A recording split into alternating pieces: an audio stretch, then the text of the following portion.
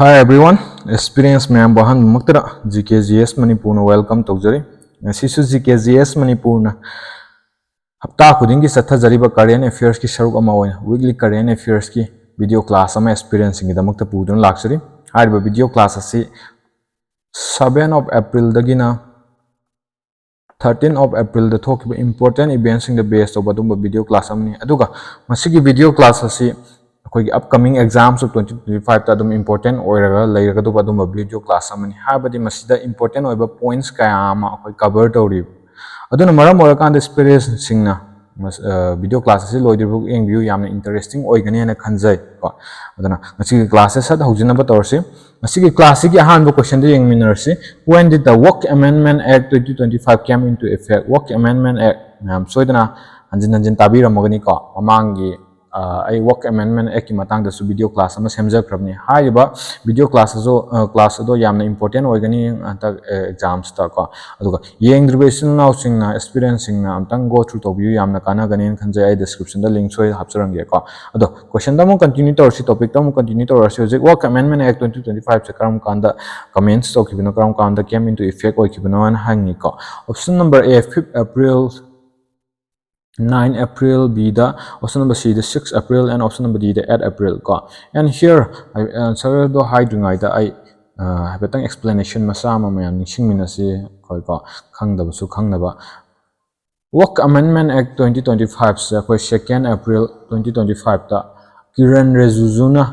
Lok Sabha da introduce tawkre aduga 3rd April 2025 ta Lok Sabha da pass tawkre ko 3rd April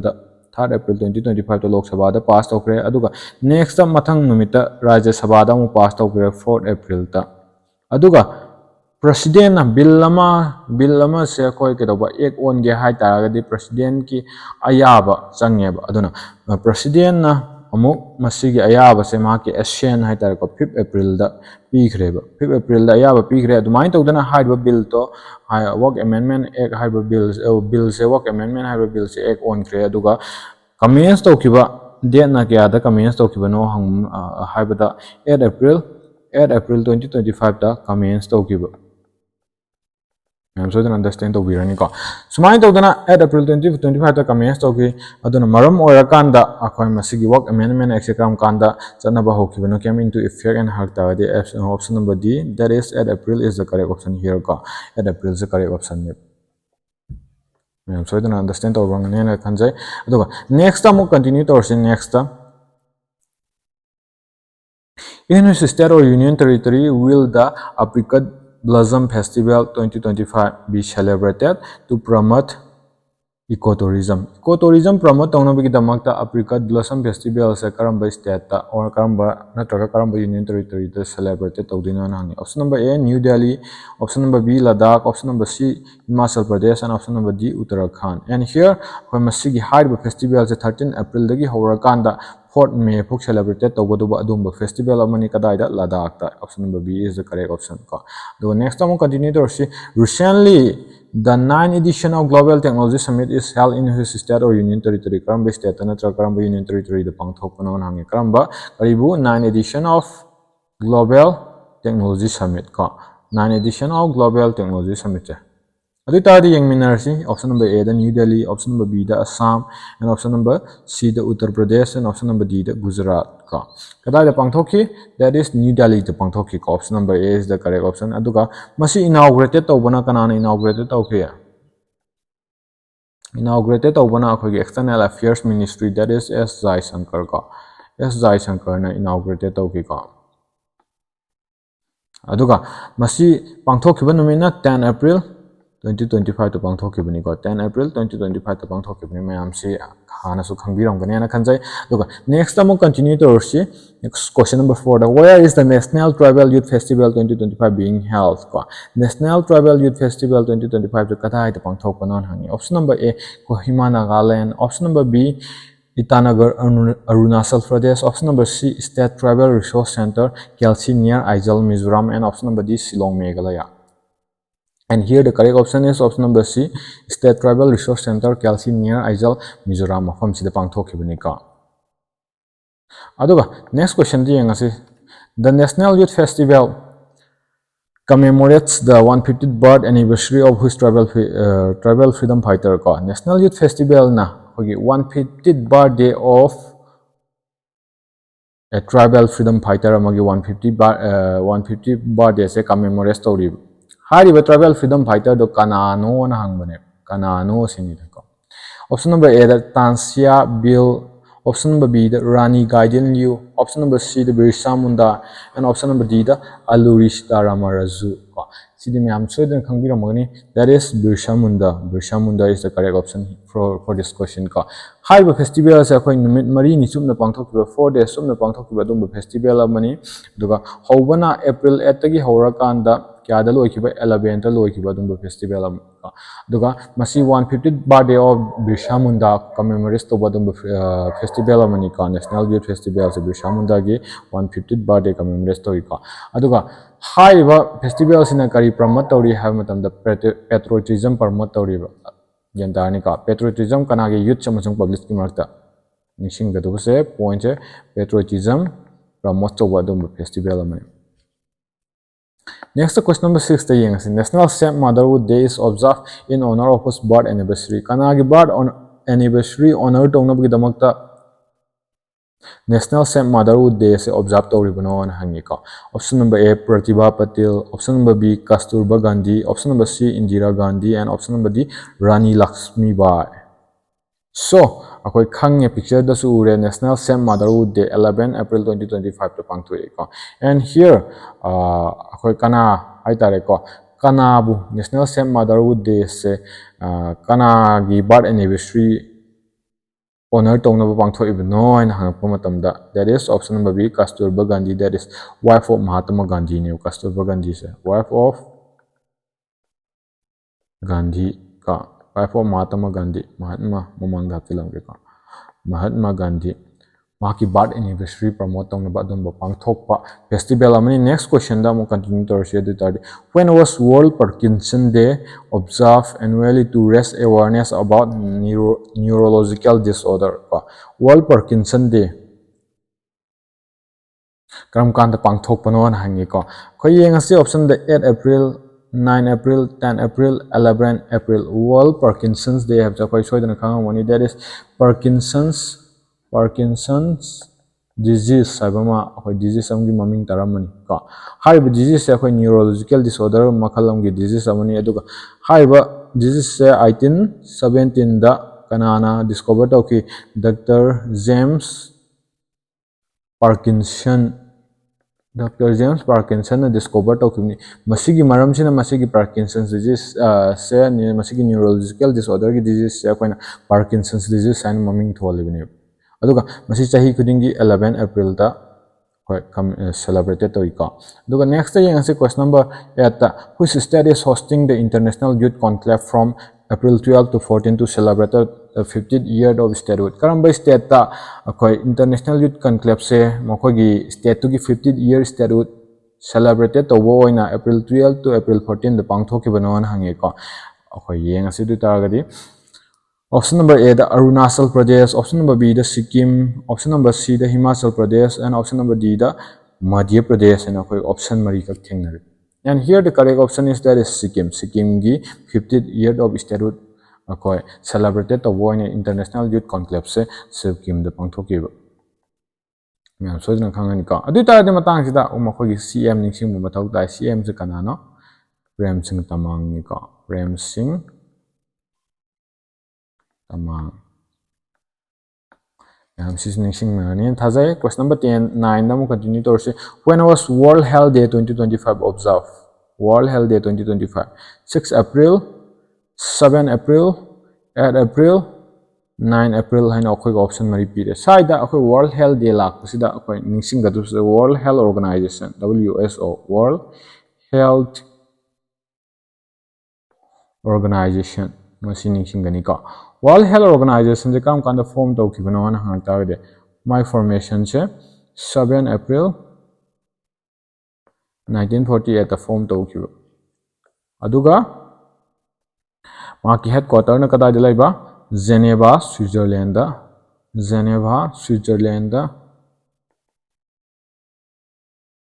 laiba maram asidagi akhoi World Health Day 2025 se 7 April da pangthoi ko ma'am so then understand to birani and question number 10 da move on to say whose edition of the portion of Fuada is being organized from 8 April to 22nd April 2025 kaya suba edition of portion of Fuada haina hangbani ko adui tagani ma'am so then hana dagi ju khanga magani 5th edition la 6th edition la 7 la 8 la option mari pire and here the correct option is the 7th edition of portion of Fuada was observed in 2025 ko 2025 to observe to portion of Fuada se 7th edition mahak si kari gidamok to observe to na mahak ki pandam portion of Fuada hai bse masi ki pandam se kari no have tarandi akhoi women samsung children sing ji markta women and children gi markta women and children natra women and children akhoi sing ji markta kari promote tongna gi damakta kari promote tongna gi damakta akhoi healthy and nutritious diet healthy and nutritious diet promote tongna gi damakta masigi portion po khoda se akhoi observe to ribne ba kya subi edition handak 2025 kina 7 subi edition next question number 11 the when was World Homeopathy Day celebrated this year sahi kuding gi World Homeopathy Day se kam kan celebrated to bono nangi option number A 9 April option number B 10 April option number C 11 April and option number D 12 April ko and here the correct option is that is option number B 10 April the pangthoi ko World Homeopathy Day hantak year gi theme je karino hai tagadi koi ma'am so dana khangbi ramone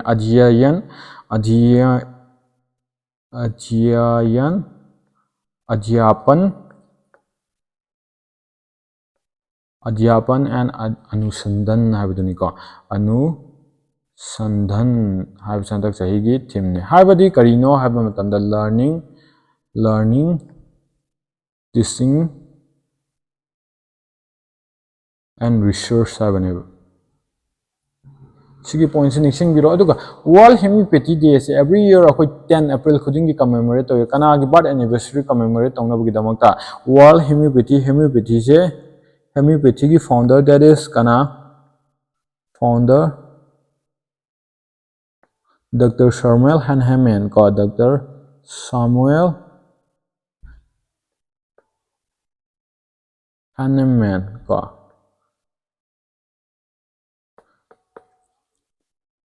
Hahnemann mahaki birth anniversary akoi ningsingba oina World Homeopathy Day celebrated tawni next question number 12 tong yang in which city is the third AI readiness assessment methodology RAM consultation being held in April 2025 karamba city dano hangi third AI readiness assessment pangthok ki city do Mumbai New Delhi Chennai Hyderabad okay and here the correct option is okay option number B option number D Hyderabad is the correct option ko kana na pulla kanda organize to kibno hai ta the mighty Ministry of Electronics and Information Technology amasung UNESCO ani sine pulla kanda pangthokiba adumba assessment hai ta adumba program amane third AI readiness assessment kadaida Hyderabad ta ko next yang in whose city hosts the Street Summit 2025 on women safety and empowerment women safety amasung empowerment gidamakti Street Summit 2025 karamba city na host tawgaduribano na haigadamni ko karamba city na host tawgaduribano na haigadamni Street Summit 2025 se ko pangthok tariba hayeng pangthok tani ba hayeng that is April 25 to pangthok kadoba domba summit amane adu ta kada da pangthok kadrubno that is option number D Hyderabad to pangthok kadubno question number 14 da mu yengase question number 14 da in which state or union territory is the Ayodhya Parva 2025 being held from April 11 to 13 2025 karamba state natra karamba union territory da Ayodhya Parva 2025 pangthokibano nange ko and here yengase option sing the option number A Ayodhya option number B New Delhi and option number C Pune and option number D Hyderabad so then khangbira magani khoi Ayodhya Parva palakpusita Ayodhya ko oirbo ningamuni ko but natte ko and here the correct option is option number B New Delhi da pangthokibani ko kadaida New Delhi gi Indira Gandhi National Center for Arts ta pangthoki ko Indira Gandhi National Center for Arts sida pangthokibani ko soidana khangbiragani adu taragadi question number 15 ta move on towards which country is facing the world's most severe humanitarian crisis ko world ki oina khwaidagi severe oiba humanitarian crisis ama karamba country da huji face toribano na hangi ko karamba country da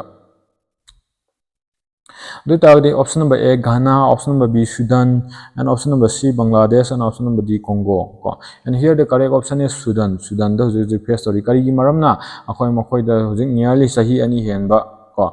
sahi ani mukimaya da pai Manipuri da tori China makhoi su conflict ama thoiba conflict se kana gi marakta na Sudan's ki military amasung makhoi group ama lei parliamentary refit force ko Sudan's ki military amasung makhoi government ki group ngakani ko parliamentary rapid force aina force ani sigi marakta thokpa adomba conflict amane sina maram orakanda Sudan da hojek poverty, unemployment, hunger ko poverty se maru oina ko masigi humanitarian crisis se Sudan da yam song na thoi ko so with this question number 16 the continue to say whose institute released a report titled automotive industry powering India's participation in global value chains ko karamba institute na release to wadum report no na hangi ko and here option number A the ISRO, option number B the Niti Aayog, and option number C the SEBI, and option number D the RBI masi yam important oi badum ba question mo ogani hai tare maram di karigina masi gi report cha khoi Niti Aayog na release to wadum report amne ko am so na khangbiram mani ka karigi damakta akhoi gi India da lai automotive sector se sigi comprehensive analysis to wadum report makal amne adu taragadi akhoi Niti Aayog pala apni Niti Aayog ki vice chairman se kana oidbage chairman di ex officio chairman di kana oiba prime minister oibani ka adu taragadi vice chairman se kana oiba and CEO na kana oiba CEO haitar CEO na kana oiba vice chairman na akhoi kana oiri Suman Berry na oiba Suman Berry ka CEO sina mayam gi homa or si mayam comment box samtang mention to biramu ko akhoi video se nuwani yang bi basil now oi taragadi experiencing seriously yang experiencing oi tare who is the CEO of Niti Aayog ki CEO kana no hoji current CEO se habdo akhoi gi comment box mention to biramu next question namu continue to say question number 17 what is the name of the highest civilian award conferred upon PM Modi by Sri Lanka. Sri Lanka na PM Modi da conferred orikaba highest civilian award to adugi maming kari kaubano na hangi ko. Option number A da Sri Lanka Bhushan. Option number B da Sri Lanka Mitra Vibhushan. And option number C the Sri Lankan highest order awards ko. And option number D the Sri Lanka Peace Award and high ko. And here the correct option is option number B Sri Lanka Mitra Vibhushan ka. Sri Lanka Mitra Vibhushan je akhoi Prime Minister Narendra Modi da conferred orkibni kari Prime Minister Narendra Modi se akhoi BIMSTEC mamangi akhoi current affairs video yengba sil now sing diso dan khangani BIMSTEC Summit 6th edition of BIMSTEC Summit kadai da pangthokpa Thailand Thailand da pangthokpa hai tar ko sigi BIMSTEC Summit se sigi khongchat amo oina Prime Minister Narendra Modi se halakpada Sri Lanka da thungne ba Sri Lanka da thungne masigi Prime Minister gi khongchat sida adomba pirakhiba award amane ba ko mo gi highest civilian award se ka Canada Modi da next thing ase question number 17 what is the name of the Assam biggest women entrepreneurship support scheme ka Samge women's ki oiba biggest entrepreneurship support scheme do karino na hangi ko entrepreneurship support scheme option number A the Nari Shakti Yojana option number B the Assam Women Support Mission and option number C the Mukhya Mantri Mahila Udyamita Abhiyan and option number D the Nari Samrat Yojana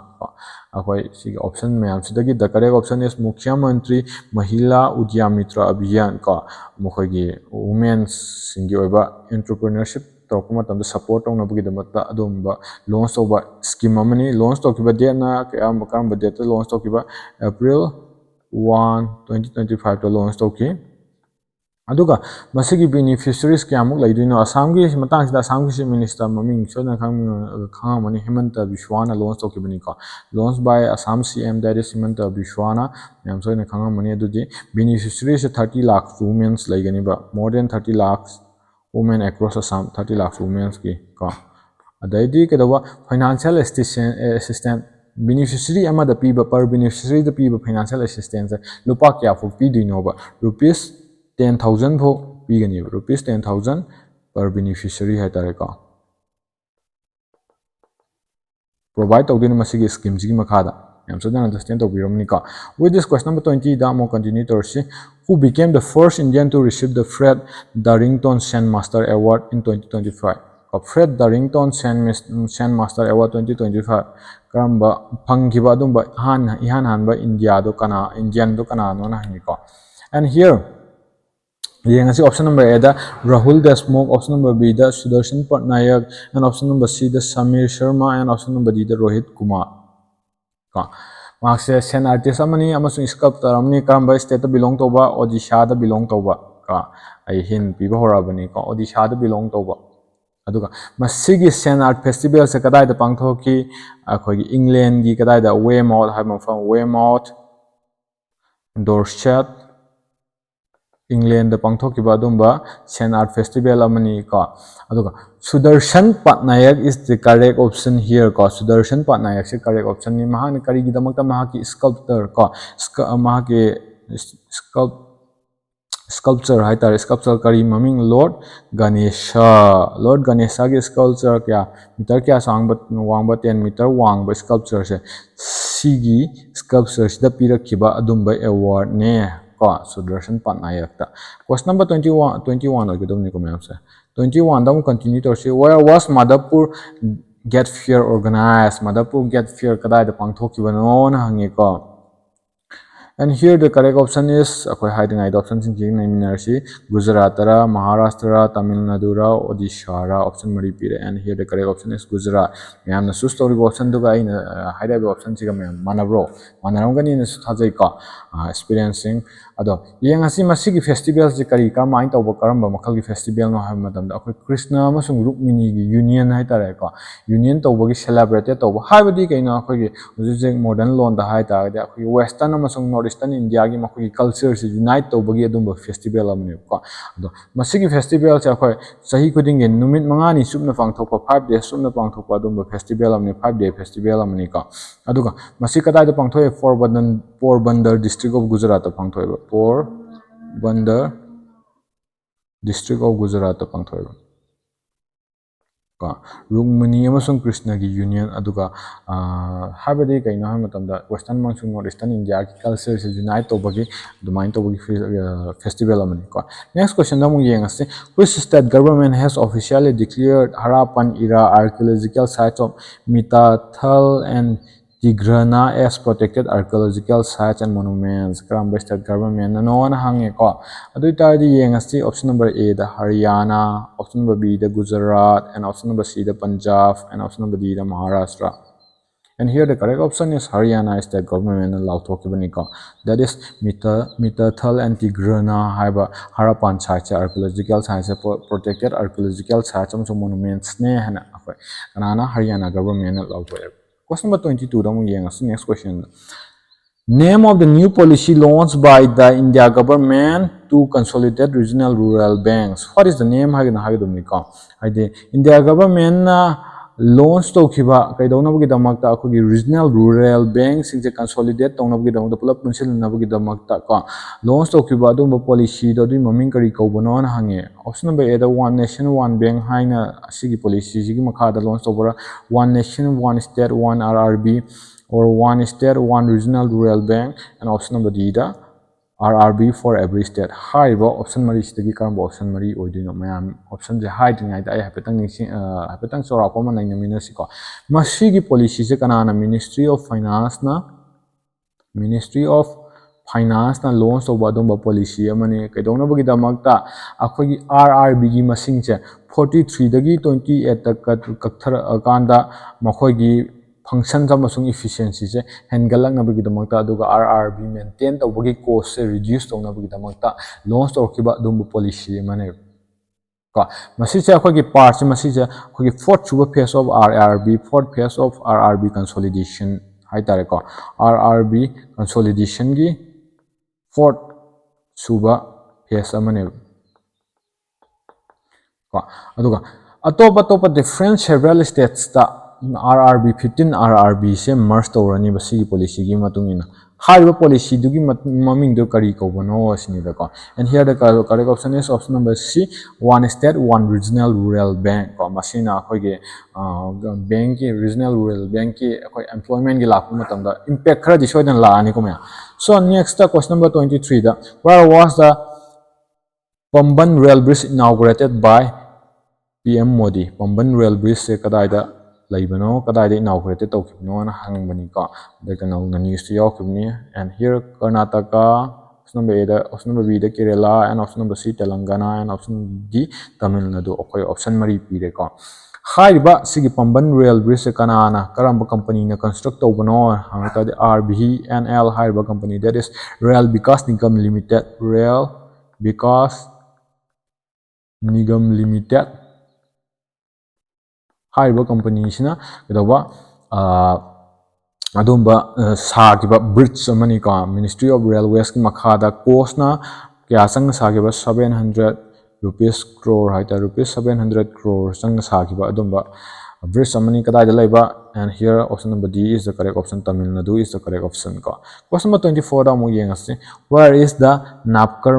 Mahamantra Divas celebrated on April 9, 2025. Napkar Mahamantra Divas se kadai da pangthokibano na hangi ko karamba state ta or karamba union territories ta New Delhi, Pune, Assam, Uttar Pradesh and option mari pire and here the correct option is New Delhi da pangthoki ko New Delhi da pangthoki ko kadai da New Delhi gi Vigyan Bhavan da pangthokiba adumba Divas mani ko so yengasi next question number 25 ta which country recently proposed the creation of Global Climate Council under COP30 COP30 ko COP30 is the kada de pangthokadriba COP30 kada de pangthokadrina ne hojik November 2025 ta Belém Northern Brazil da Belém haiba jaga sida pangthoktribni ko Conference of Parties habni ko Conference of the Parties habni ko habide ai habitang haijarange habitang Conference of the Parties and Haibani Haiba COP30 kadai da pangthokadriba Brazil Belém haiba mafam sida Belém Brazil ka si mafam sida pangthokadriba akhoigi summit che sisida kanana creation of the Global Climate Council se haudorakibana proposed or kibana nangi Brazil India Japan Australia and option mari pire and here the correct option is Brazil masamagna ka so next amu yengase question number 26 who became the first Indian to score 13,000 run in T20 cricket T20 cricket ta ihan hanba Indian kana kaidoba ihan hanba Indian koi T20 cricket ta 13,000 run score to kiba dum ihan hanba Indian to kana Indian cricketer to kana no na hang option number A MS Dhoni option number B Rahul Sharma and option number C Virat Kohli and option number D Shubham Gill ka sa akoi cricket pam jabisil na option ge dum khang gani and here the correct option is option number C Virat Kohli adum cricket ki question je akoi SSC ge exam amama exam common exam sing da dum yaugal le natra adun mar kan sumba cricket ki currency so akoi nei da bya de question number 27 down continue torse who translate the autobiography of S Ambujamal S Ambujamal gi autobiography kanana translate tawrakanda habani ko the India I Saw to English with the name the India I Saw habida kanana translate tawna na hangi ko option number A Pyare Lal Mukherjee option number B Lakshman Das option number C Sri Rambhi and option number D Salim Khan and here the correct option is Sri Rambhi na translate tawbane ko mokoi adubo original title dun kari maming ko ba nan kanda Bharatham haiba kanagi autobiography S Ambujamal gi autobiography se Sri Rambhi na translate tawrakanda kari maming tholeba the India I Saw have thole so question number 28 which Kannada novel became the first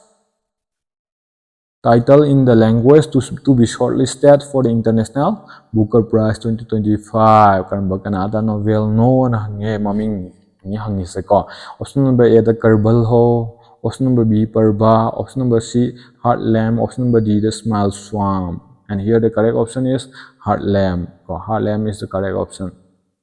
Kanagi heartland masi short story amani ko. Short story amani kanagi short story no. Kanana ibano Banu Mustaq na iba adumba short story mani. Ako writer maming juning ba pay ko heartland. So with this Banu Mustaq na iba heartland short story amani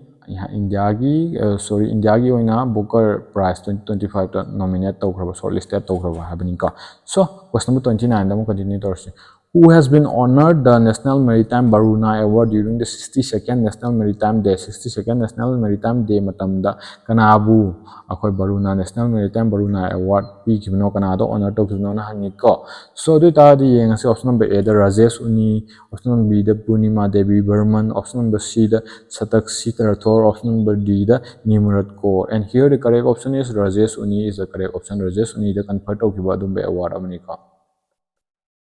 And here, next time we see where is IIM Ahmedabad setting up its first international campus. IIM Ahmedabad ki yahan hanba international campus to kada set up tawduribno na hangi ko. Option number A Dubai, option number B Australia, option number C Japan, option number D London ko. And here, matang sida masigi question sigi correct option che option number D Dubai. Dubai the set up tawduri ko. So next yang see what is the rank of India at the ISSF World Cup Buenos Aires 2025 shooting competition amani ka. Shooting competition masigi ISF World Cup kala di pangthok ka Buenos Aires ka. Argentina ki capital ni Buenos Aires is the capital of Argentina ka. Argentinian capital. Ito pangthok kiba from April 1 dagina April 10 phok to pangthok kiba event sida India ki rank se kya no na hang bane ko. First la, second la, third la, fourth la. And here the correct option is India ki rank se second ni ko. Second ni first ta kanana laiba China lai. And second ta India lai khre. Third ta kanano USA. USA na third ta ki ko. Smile to the top 3 positions is Nixing Bureau. And question number 32 Damu Yang who claimed his fourth consecutive win at the 2025 Japanese Grand Prix. Japanese Grand Prix ta maki Marit Chuba Oina Aitare maki Mai Pakpa Pankiba Adumba driver do kanano na hange ko. For Yang Lewis Hamilton, Max Verstappen, Lando Norris, George Russell and Formula 1 driver karapi nutra. And here the correct option is Max Verstappen ka. For Grand Prix Japanese Grand Prix ta maki mari chuba consecutive tam oina mai pakiba dumba driver do Max Verstappen ka. And here lower question number 33 da mo continue to see the key to the city of Lisbon.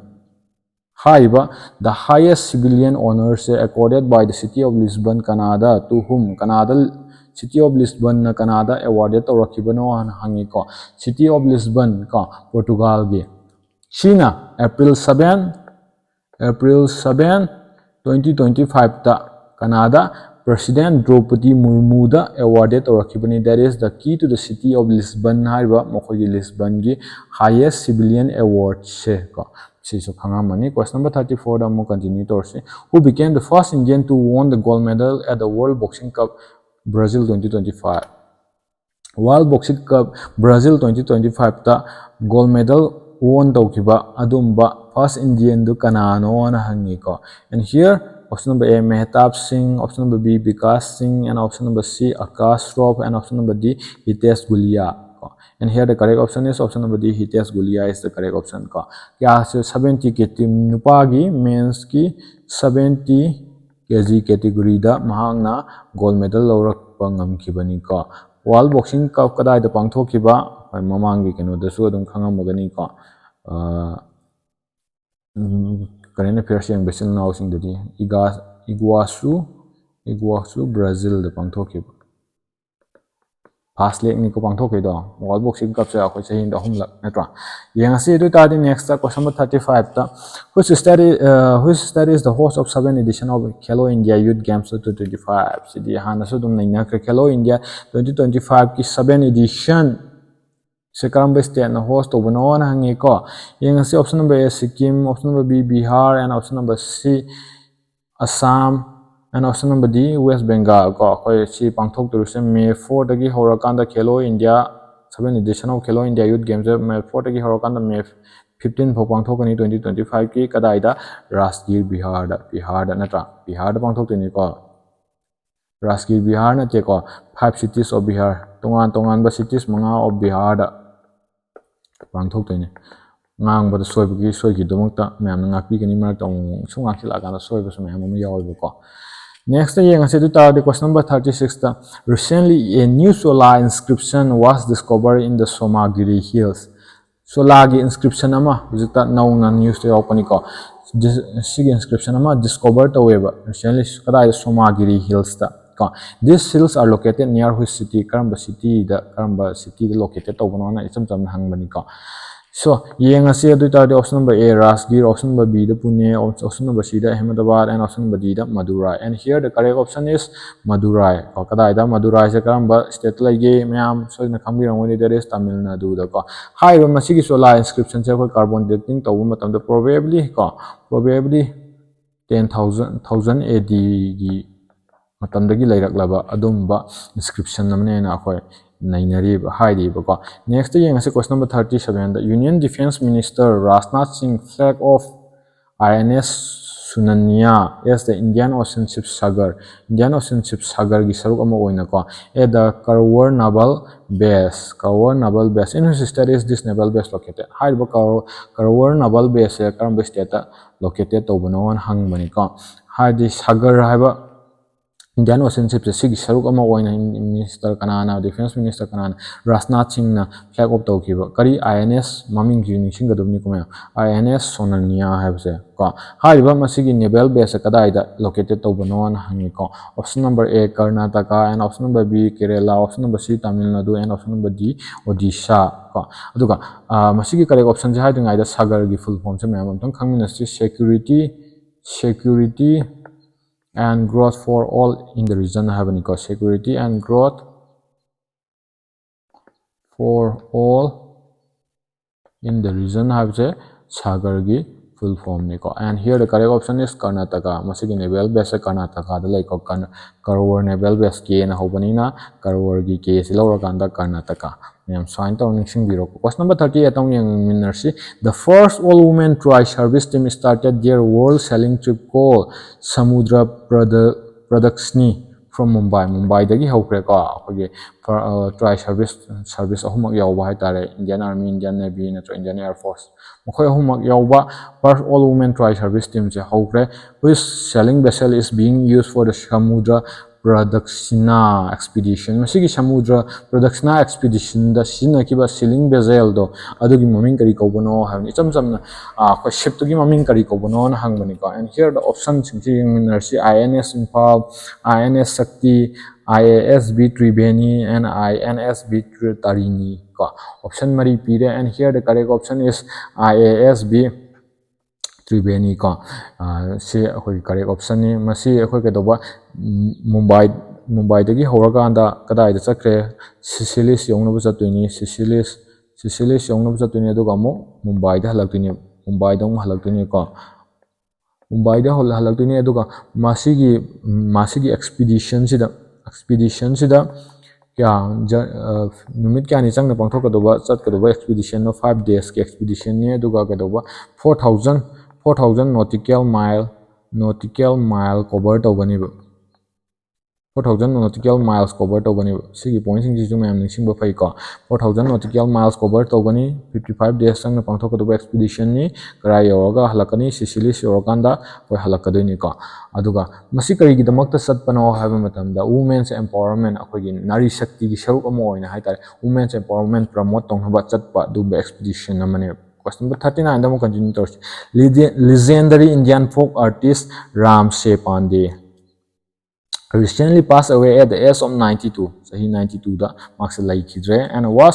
in which year was he honored with the Padma Shri award marks Padma Shri award mane Ram Se Pandey se ko Ram Se Pandey se the marks sahi 92 sropada laikidre ado marks karamba sahi da sigi Padma Shri award se awarded to kibanon hangi ko Option number A 2020, option number B 2016, option number C 2022, option number D 2019. And here the correct option is 2022. Celebrated token. Karigidamakta marks 2022 da masigi award part masiri award se piri bino haba matamda rai dance and dance masi makalam lay masi promote to bogi damakta ram sahe pande sida pat masiri award se award to ribni mayam understand to biramani ka. So question number 14 damo yengase. On April 8, 2025, Union Minister Jitendra Singh inaugurated India's first Himalayan high-altitude atmospheric and climate center. India's first Himalayan high-altitude atmospheric and climate center. Masigi hariba center se in which location was this center inaugurated? Kadai dalai bano kadai inaugurated okibano and hangi Minister Jitendra Singh. Option number A, Leh Ladakh. Option number B, Udhampur, Jammu and Kashmir. Option number C, Shimla, Himachal Pradesh. Option number D, Gangtok, Sikkim. And here the correct option is Udhampur, Jammu and Kashmir da inaugurated Tokiba Dumba Center amne.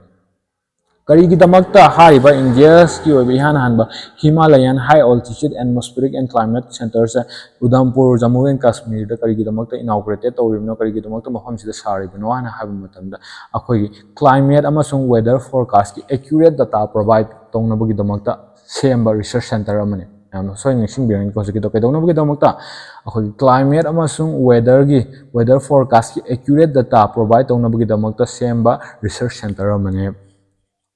So then next question number 41. According to the Panchayat Advancement Index ki matungina, which state has the highest number of front runner gram panchayat? Front runner gram panchayat quite highest number laiba adum state to karam state no hangi ko. Option number A Maharashtra, option number B Manipur, option number C Gujarat, and option number D Uttar Pradesh. And here masigi question the correct option is Gujarat. Gujarat the front runner panchayat masing kya laiba 346 laiba. Next kanano Telangana second aduga mahakina kya laiba 270 laiba. So question number 42 according to the latest periodic labor force survey gi matungina data haitare ko what was India's unemployment rate for individual as 15 and above in 2024 sahi trauma amasung trauma dagi henba India da laiba individual singsigi unemployment rate se kaya po masigi hariba survey hariba data sna phongdok panoba yengase ko option number A the 5.5%, option number B the 4.9%, option number C the 4.4%, option number D the 3.9%. And here the correct option is option number D 4.9%. Unemployment rate layena high di masigi data sigi matungina ko aduga masti akogi 2023 da lairamba maki masigi report sina piba 2023 da lairamba unemployment rate to the slight reduced to 2023 da kya laiba 5% laiba sidagi 0.1% reduced to account of 4.9% 2024 da laibine aduga masigi rural areas ta su masigi unemployment rate se samana decline taweba habadi rural areas ta rural areas pala koi maram de rural areas ta hen unemployment oibagi rate se wangi aduna ni komya rural areas ta 2023 da kya laiba 4.3% laiba matam da 2043 nate ko 4.3% 2024 da marks kya da handare aba samana 4.2 da 0.01% handare Sain tawdana unemployment rate se periodic labor force survey data gi matung in lai ribo ko India gi oina. Next is question number 43. Which country has constructed the world first 3D printed train station? Yamna interesting oibo question ni ko mya si adam important oibo question makalam ni. World gi han bo oina printed tawkiba adum 3D printed train station je kamba country na constructed tawkiba no na hangba adum bo question. Option number A the China, option number B the India, and option number C the Japan, option number D the USA neighbor country ngakani hapise ko. And here the correct option is Japan. Japan da constructed tawkibani ko. Japan gi karam gi West Japan railway company na constructed tawkibani railway company na ko West Japan railway company sina masi completed tawbada ka kayam kuina sangbano ha matamda akhoi yam interesting oiba point ha target sini ko under 6 hour pung taruk ki manung da completed tawe 6 hour yam speed che yam jengminar se ka duga station maming na kai ko ba Hatsushima station ko ba Hatsushima station haina maming thole moi sigi point ju ningsing mina se ka kaiba masigi station dugi maming 3D printed station 3D printed station dugi maming na kai koiba Hatsushima station koiba Japan so sumai tawdana ngasigi weekly current affairs ki video class asi matang asida losinjare aduka pdf pamjaba adadi important updates amasung daily quiz ki damakta ai telegram channel sida scan taw kan join tawsin biro or ai horen description the link soidana hapchara ki ka masida join tawsin biro aduga mayamna ai gi channel sida ki khajik nang oisu ai gi video class asida ki khajik nang oisu kana ba phangye na khan bi taragade like share mu subscribe tawba kawbi gano hai tare atopa experience sing ju yongna gi damakta masi har kanda mayambu amuhan thagat chori thank you ma'am